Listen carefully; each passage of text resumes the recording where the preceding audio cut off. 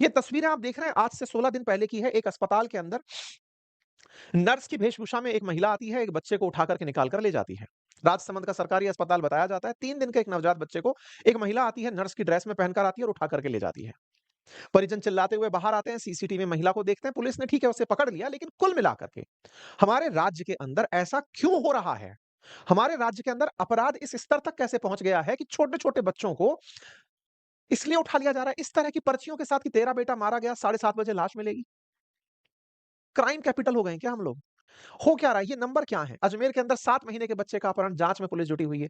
2 missing children found water tank के अंदर। ये खबरें हैं। बच्चों की खबरें आप स्क्रॉल करते जाइए, नंबर्स आपके सामने आते चले जाएंगे। प्रदेश में बीते 1 साल में 7,339 बच्चों के लापता होने की बात है। ये नंबर बड़ा है। इनमें से 501 बच्चे अभी भी लापता हैं। उनमें से 451 लड़कियां हैं। ये प्रश्न बाकायदा विधानसभा के अंदर लगाया गया था बजट सत्र के दौरान। श्री हरिमोहन शर्मा जी के द्वारा, जो बूंदी विधायक हैं, उन्होंने प्रश्न में बकायदा पूछा था कि विगत 1 वर्ष में कितने बच्चे लापता हुए, जिलेवार महीने के अनुसार उन सब की संख्या को सदन में पेश किया जाए। 7,339 बच्चों के लापता होने की जानकारी दी गई। फिर सवाल पूछा गया था कितने बच्चे बरामद हुए? 501 बच्चे अभी भी लापता बताए गए। 6,838 बच्चे अभी भी लापता बताए गए। बच्चों की तस्करी और अपहरण संबंधी प्रकरणों में अपराधी कितने पकड़े गए? तो यहां पर अपराधी संबंधी कुल 1959 प्रकरणों में अपराधी पकड़े गए। उसका यहां पर एक कॉलम दिया गया। यानी कि कुछ तो हो रहा है। और कुछ हो रहा है, इस कुछ हो रहा है में चिंता इस बात की है कि ये पिछले साल ही नहीं, उससे पहले भी हो रहा था। मैं आपको जो आंकड़े दिखा रहा हूं, 2021 के भी मेरे पास आंकड़े हैं, 2024 के भी आंकड़े हैं, इस बीच में जो समय बीता उसके भी आंकड़े हैं। और आंकड़ों में बड़ा ही एक अलग तरह का ट्रेंड है। जो विधानसभा में जवाब रखा गया उसके अंदर एक ट्रेंड है। ट्रेंड ये है कि हमारे राज्य के जो सीमावर्ती जिले हैं, क्योंकि राजस्थान राज्य गुजरात से भी सीमा साझा करता है, मध्य प्रदेश से भी कर रहा है, उत्तर प्रदेश से भी कर रहा है, गुजरात से भी कर रहा है, हरियाणा से भी कर रहा है। ऐसे में जो हमारे सीमावर्ती राज्य हैं, उन जगहों पर लगे हुए जो जिले हैं, मतलब कि अपराधी या तो संस्थागत तरीके से ऐसी जगहों को पकड़ रहे हैं जहां से बच्चों को सीधा बॉर्डर क्रॉस कराया जा सके। नंबर दूसरा, जो हाईवे के इतने नजदीक हो कि पुलिस जब तक ढूंढने निकले तब तक वो सीमा क्रॉस करके बाहर चले जाएं। इसका मतलब अपराध हो रहा है और अपराध के अंदर एक पैटर्न देखा जा रहा है, और उस पैटर्न को अगर चेक किया जाए तो निकल कर आता है कि ये ऐसा अपराध है जो कि दूसरे राज्य से ऑपरेट हो रहा है। आयरनी देखिए, राजस्थान की सीमा हरियाणा से लगती है, वहां पर भी भाजपा सरकार है। उत्तर प्रदेश से लगती है, भाजपा सरकार है। मध्य प्रदेश से लगती है, भाजपा सरकार है। गुजरात से लगती है, भाजपा सरकार है। ऐसे में बड़ा सवाल यह है कि क्या बिगड़ रहा है? कहां पर 2 राज्यों के बीच में समन्वय बिगड़ रहा है? अगर आपको यह भी पता चल रहा है कि एक राज्य से दूसरे राज्य के अंदर इस तरह का अपहरण और तस्करी हो रहा है, कहां पर 2 राज्यों के बीच की वार्ता बिगड़ रही है? बाल तस्करी के मामले, लड़कियों के खरीद-फरोख्त के मामले खुलेआम निकल रहे हैं। सरकार से मांग की जा रही है कि इनके ऊपर ठोस कदम उठाएं। नंबर्स हैं कि बदलने का नाम ही नहीं ले रहे हैं। बच्चों की संख्याओं के आंकड़े हर दिन बस नंबर बनकर रह जा रहे हैं। राजस्थान में 25,000 किडनैपिंग के केस 3 साल में रिपोर्ट होते हैं, हेडलाइन बनती हैं, चली जाती हैं। आवश्यकता है हमें इस बात पर विचार करने की कि क्यों इन केसेस में एफआईआर तक को महत्व नहीं दिया जा रहा है। विचार कीजिए, बच्चे का अपहरण होता है, प्रथम दृश्यता पुलिस की सक्रियता आपको यह कहने में जाती है, ढूंढ लीजिए किसी रिश्तेदार के गया होगा। तो कैसे संभव है कि अपराधी को, जिसे कि आपने टारगेट किया है कि मेरा बच्चा अपहरण हो गया है, ढूंढिए, पुलिस आपको भेज दे रही है, घर जाइए, हो सकता है घूम फिर करके आ जाएगा। अपराधी के लिए सोचिए ना, कितनी बड़ी शह दे दी आपने, अपराध को कितना आसान कर दिया आपने। अपराधी को पता है कि अगले 24 घंटे 48 घंटे तक तो पुलिस इंफॉर्मेशन तक पास नहीं करेगी, चेक पोस्ट तक को सूचना नहीं दी जाएगी कि एक बच्चा चला गया है। क्या हुआ अगर मान लीजिए कि यह घटना फॉल्स भी निकल जाती है?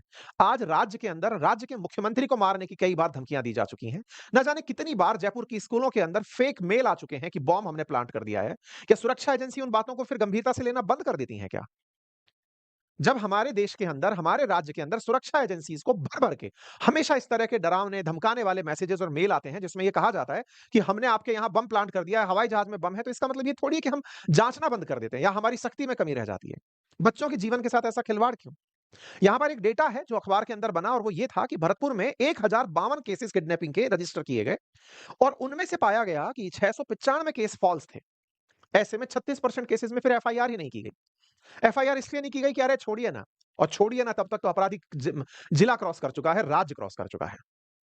हालात ये हैं कि ये राज्य के नहीं, देश के भी हालात हैं, लेकिन उसमें हम अपने राज्य की बात कर रहे हैं। हमारे देश में प्रति 8 मिनट में एक बच्चा गायब हो रहा है।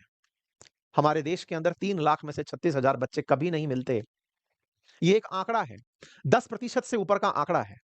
राज्य सरकारों को कहा जाता है कि जो बच्चे लंबे समय से मिसिंग हैं, उन्हें कम से कम ट्रैफिकिंग डिपार्टमेंट को बता दीजिए, ह्यूमन ट्रैफिकिंग को बता दीजिए, एंटी ह्यूमन ट्रैफिकिंग जो यूनिट है, उसे बता दीजिए ताकि वो उन्हें तलाश ले कि कहीं इनकी मानव तस्करी में या इनके ऑर्गन्स में या किसी सेक्स रैकेट में तो इन बच्चों को नहीं धकेल दिया गया है। कहीं जबरन बच्चों की खरीद-फरोख्त तो नहीं कर दी गई है और कहीं इसके अंदर समाज ही तो इन्वॉल्व नहीं है। ना जाने कितने सारे प्रश्न हैं जो उठ कर के आते हैं। जब सवाल खोजे जाते हैं कि ये आफ्टर ऑल क्यों होता होगा, तो सबसे पहला प्रथम दृश्यता कारण निकलता है कि ह्यूमन ट्रैफिकिंग हो सकती है। क्यों? क्योंकि भीख मंगवाने के लिए बच्चों का चाइल्ड लेबर के अंदर बच्चों का एक्सप्लॉइटेशन के अंदर बच्चों का उपयोग हो सकता है। भीख मंगवाने को लेकर के आप में से हम में से बहुत सारे लोग चौराहों पर छोटे बच्चों को देखकर दया करके उन्हें कुछ पैसे पकड़ा देते हैं। तमाम सरकारी प्रयास धरे रह जाते हैं। सरकार के द्वारा लंबे-लंबे वादे किए जाते हैं कि कोई भी बच्चा सड़कों के किनारे भीख मांगते नहीं दिखेगा। राज्य की राजधानी में जहां पर सचिवालय है, जहां पर विधानसभा है, जहां पर मुख्यमंत्री का दिन में कम से कम 4-5 बार आना-जाना है, आपको वहां पर भी कटोरा लिए कोई ना कोई भिखारी या बच्चा मिल जाएगा। तो बातों का धरातल पर उतरना कितना सार्थक नजर आता है, ये तो आपके सामने आंकड़े बोल रहे हैं। क्यों ना हो कि अगर किसी को बच्चे के रूप में एक द द 2 समय का रोटी-पानी खिलाने की व्यवस्था मिले और वो इसलिए बच्चे का अपहरण कर ले गया हो कि ये तो खड़ा होकर भीख भी माँगेगा अपने इनोसेंट चेहरे के साथ, तो ना जाने कितनों का पेट भर देगा। गंभीर लेकिन चिंता का विषय है। एक चिंता का विषय मेरे तमाम साथी जो कि इस समय मेरे साथ जुड़ कर के तमाम एआई टूल्स सीख रहे हैं, बातें बाजार की एप्लीकेशन पर, वेबसाइट पर जिसका लिंक कमेंट बॉक्स में पिन है, उन्हें बहुत अच्छा रिस्पॉन्स मतलब उनकी वजह से हमें बहुत अच्छा रिस्पॉन्स कमेंट बॉक्स में देखने को मिल रहा है। इस कोर्स में यदि आप भी एनरोल होना चाहते हैं, जिसमें हम लोग जीवन में उपयोग में आने वाले 20 से अधिक ऐसे एआई टूल्स जिन्हें आपने कभी ना कभी यूज करना पड़ सकता है, उनकी हम प्रॉपर क्लासेस ले रहे हैं। कोर्स को ज्वाइन करने के लिए लिंक कमेंट बॉक्स में पिन है। शुरुआती 7 दिन में 33% ऑफ भी उपलब्ध है जिससे आप एनरोलमेंट इजी कर पाएं। विषय और भी है हमारे राज्य के अंदर या फिर दूसरे राज्यों के अंदर जिस तरह से बच्चों की महिला कन्या भ्रूण हत्या को रोकने का सरकारी प्रयास किया गया, उस प्रयास के चलते बहुत से परिवारों के अंदर बच्चों के जेंडर में असमानताएं आई। मेल चाइल्ड की बहुत ज्यादा लोगों के अंदर डिमांड बढ़ी। अभी जो मैंने आपको राजसमंद का मामला बताया, वहां बच्चा मेल चाइल्ड था। नर्स की वेशभूषा में आई हुई महिला 13 साल से संतान के बिना थी। वो बच्चे का अपहरण करके ले गई। इल्लीगल अडॉप्शन के जो केसेस हैं, बच्चों को बेच देने के जो केसेस हैं और उन्हें गुमशुदा लिखा करके गायब कर देने के जो केसेस हैं, ये समाज के अंदर बड़ी चिंता खड़ी कर रहे हैं। इन सबसे ऊपर वसूली के नाम पर, एक्सटॉर्शन के नाम पर बच्चों को गायब किया जाना, परिवारजनों के बीच में कई बार द्वेष है, जमीन का विवाद है। लगता है कि इसकी संतान बड़ी होगी, कल को हमारी जमीन में से हिस्सा मांगेगी या इसके तो बच्चे हो गए, हमारे बच्चे नहीं हुए। इस तरह के जो पारिवारिक कलेश हैं, उनके चलते बच्चों का मारा जाना और कई बार बाल बलि दिया जाना। बच्चों के अंगों को रिचुअल्स के अंदर, सुपरस्टिशन अंधविश्वास के अंदर उपयोग किया जाना। ये बड़े खतरनाक विषय हैं साथियों। अंगों का व्यापार होना, बच्चों के अंगों का व्यापार होना। ये डरा देते हैं। जब भी आपके घर में छोटे बच्चे होंगे और आप जब इस तरह की खबरों को सुनेंगे, तो आपके अंदर एक भय का माहौल पैदा हो जाएगा। आप अपने बच्चों को बड़ी ही गंभीरता से लेना शुरू करिए। मैं आपको वो तरीके बताऊँगा किस आधार पर आप बच्चों को लेकर सतर्क रह सकते हैं, लेकिन आवश्यकता है कि हम केवल हम ही सतर्क रहें, हम जिम्मेदारों को भी सवाल करें, ये आवश्यक है।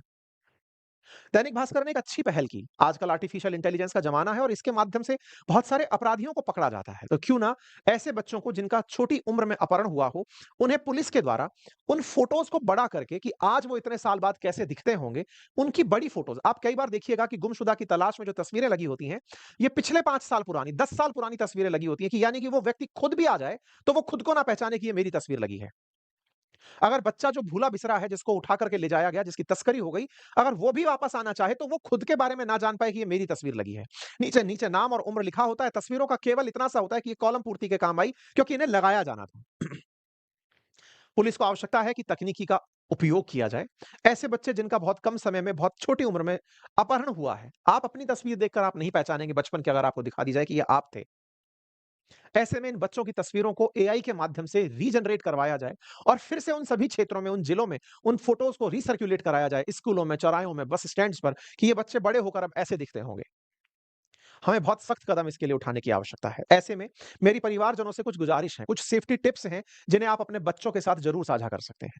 आप बच्चों को ये समझाएँ कि वो किसी भी अनभिज्ञ से कोई चॉकलेट, गिफ्ट या पैसा ना लें। जिसको वो नहीं जानते हों, उसके साथ कोई वार्ता ना करें। हमेशा जब घूमने जाएँ तो समूह में रहें, बच्चे को अकेला ना छोड़ें। आजकल ये जो मोबाइल की गंदी लत चली है, बच्चों को मोबाइल देख कर के माँ-बाप अपने काम में बिज़ी हो जाते हैं, सोचते हैं कि बच्चा मोबाइल देख रहा है। आपको नहीं पता कि वो कैसा कंटेंट कंज़्यूम कर रहा है। परिवारजनों से मेरी रिक्वेस्ट है कि बच्चों के मोबाइल में प्राइवेसी लॉक ऑन रखें। अत्यधिक आवश्यक ना हो तो उन्हें फ़ोन ना दें। उनके नियमित संस्कार में डालें, बच्चा रोएगा, झुँझलाएगा, उन्हें व्यस्त करिए, आउटडोर एक्टिविटीज़ में व्यस्त करिए।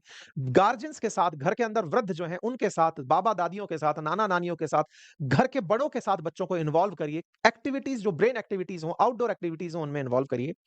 मोबाइल की लत उन्हें मत लगाइए क्योंकि आजकल मोबाइल में ना जाने कैसे-कैसे टास्क दे दिए जाते हैं बच्चों को कंप्लीट करने के लिए कि अगर आप इस मोबाइल में हैं, आप ये देख रहे हैं, तो बिना किसी को बताए ये काम कंप्लीट कीजिए, ये भी एक गेम है। कुछ ऐसे नियम बनाइए कि बच्चा अगर अकेले में किसी स्ट्रेंजर को देखे तो तेज चिल्लाए। बच्चे को बताइए कि कुछ ऐसे कोड्स हैं जो उसके साथ रखे गए हैं कि अगर किसी अनजान व्यक्ति से वो मिल रहा है और अनजान व्यक्ति उसे कह रहा है कि आपके पापा ने या मम्मी ने आपको घर बुलाया है चलिए, तो आपके घर से ये नियम हो कि आप अपने बच्चे के लिए उस अनजान व्यक्ति को भी कोई कोड बताकर भेजेंगे।